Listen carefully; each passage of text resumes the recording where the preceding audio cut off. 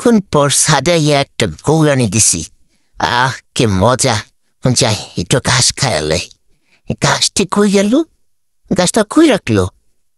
খুঁজে পাইতেছে না, যে মনে হইতেছে সব দিয়ে ফুল গাছ দেখা যাইতেছে, কিন্তু আমার লেমন গ্রাসের গাছটা গেল কই?